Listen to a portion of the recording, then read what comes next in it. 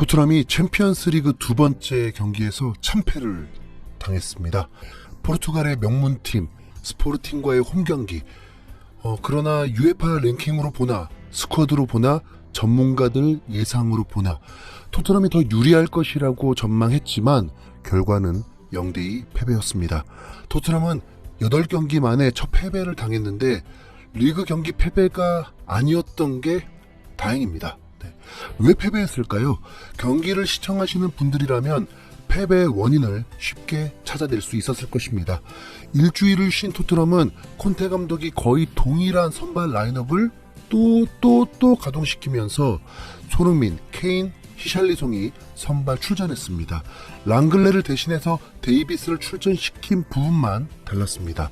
사실 선발 라인업 공개에 가장 주목하게 되는 건 손흥민 선발 여부보다 손흥민 파트너들이 누가 되는 것이냐인데 명단에 페리시치가 들어가 있는 순간 불안감이 엄습했습니다.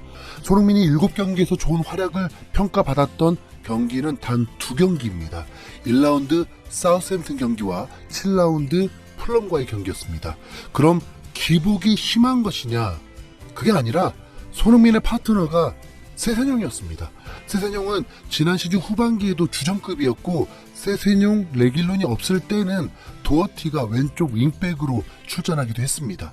그럴 때마다 손흥민은 대부분 경기가 평점 7점 이상일 만큼 좋은 활약을 하는 선수입니다. 또한 윙백들의 활약으로 토트넘의 경기력이 매우 좋았습니다. 그런데 현재는 갑자기 해외 언론에서도 손흥민을 까려고 안달이 날 정도로 좋은 평가를 받지 못하고 있습니다. 손흥민과 페리시치가 함께 출전할 때 그렇습니다. 토트넘이 그동안 결과까지는 양호했는지는 모르겠지만 이번 스포르팅과의 경기에서는 토트넘만의 장점은 완전히 사라져버린 패배가 당연한 경기였습니다. 핑계도 없습니다. 정예 멤버가 출전한 거니까요.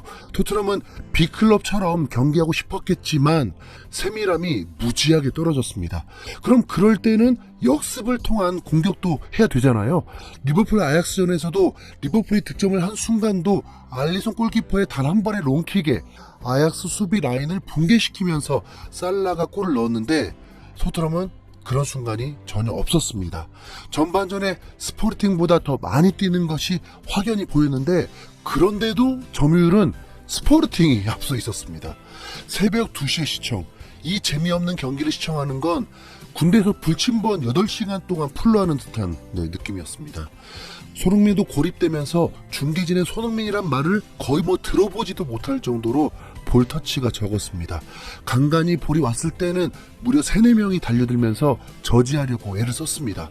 손흥민은 페리시치와 호흡을 맞추니까 전과 다름없이 케인과 마치 투톱처럼 위치했고 그러다 보니 볼을 제대로 받지도 못했습니다. 패배 후 평점도 페리시치는 공간이 많은 상황에서 움직이니까 좋은 평점을 받았고 손흥민은 비좁은 공간에서 기회를 만들려 하니 호평을 받게 되었습니다. 과거 무리뉴 감독이 인터뷰에서 했던 말이 생각이 납니다. 당시 한 기자가 스트라이커인 손흥민이 최근 부진하다는 것에 대해서 질문을 했는데 무리뉴 감독은 그에 대한 답보다 먼저 질문 자체를 정정해줬습니다. 그게 바로 손흥민은 스트라이커가 아니다. 손흥민은 윙어다 였습니다. 그래서 윙어인데도 스트라이커처럼 많은 득점을 해서 그게 더 대단한 일이라고 무리뉴 감독은 극찬을 했습니다. 그리고 손흥민의 부진이라 말한 기자에게 일침을 놓기를 손흥민이 팀에 기여하는 것 자체에 감사해야 한다고 했습니다. 과거에 손흥민존이라는 말이 왜 생겼나요? 좌우측 박스팍 근처에서 손흥민의 결정력이 빛을 발하면서 득점을 했고 아니면 역습 상황에서 수비 라인을 붕괴한 침투를 통해서 득점을 했던 손흥민인데 박스 중앙 지역이 손흥민 존이어 본 적이 없습니다. 스트라이커가 아니니까요. 손흥민 활용법을 완전히 잘못하고 있는 콘테 감독의 도전인 듯합니다. 토트넘이 득점 기회조차 만들지 못할 때 스포르팅은 전반전에 역습 3번으로 토트넘보다 좋은 기회를 만들기도 했습니다.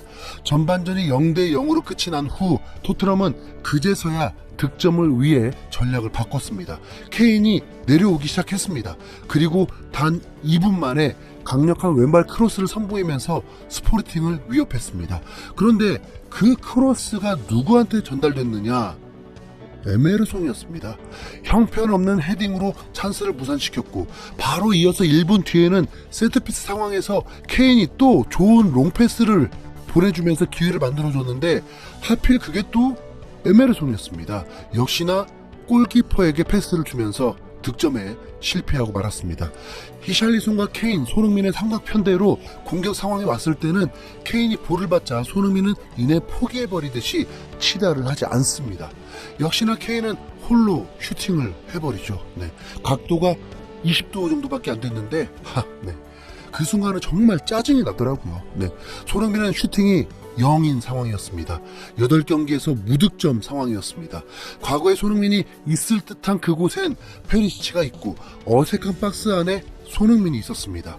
손흥민의 위치 선정 문제가 아니라 토트넘이 손흥민 활용법을 잘못 사용하고 있습니다. 손흥민은 70분에 교체가 되었습니다. 4위로 리그 경기도 준비해야 하니까요. 토트넘의 새로운 공격수 에메르송은 토트넘이 공격을 주도하면서 득점이 나올 듯 말 듯한 상황에서 상대 골키퍼에게 롱패스를 해버리는 황당한 플레이까지 펼치면서 콘테 감독을 완전 분노하게 만들었습니다. 이대로 0대0 무승부가 된다면 원정 경기였기 때문에 냉정하게 그렇게 참혹한 결과는 아니었습니다. 그런데 일격을 당하고 맙니다. 먼저 페리시치의 어설픈 수비로 슈팅을 허용했는데 요리스가 울트라 슈퍼 세이브를 올렸고 집중력이 흐트러진 토트넘은 코너킥에서 제대로 일격을 당하며 실점을 하고 말았습니다. 그 실점은 어쩔 수 없죠. 0대1 패배로 끝이라 아니었습니다.